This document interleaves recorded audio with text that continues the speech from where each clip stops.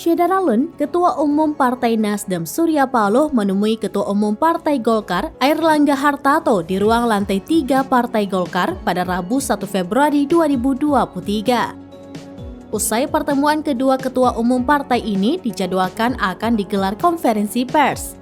Meski demikian, belum ada informasi lebih lanjut sekitar pukul berapa kedua tokoh ini akan menyampaikan hasil pertemuannya.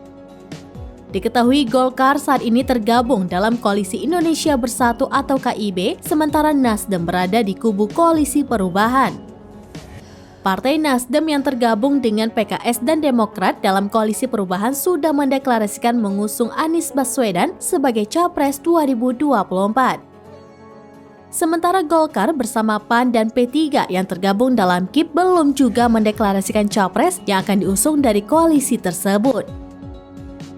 Meski demikian, Partai Golkar dipastikan bakal mengusung kader sendiri dalam kontestasi Pilpres 2024 mendatang.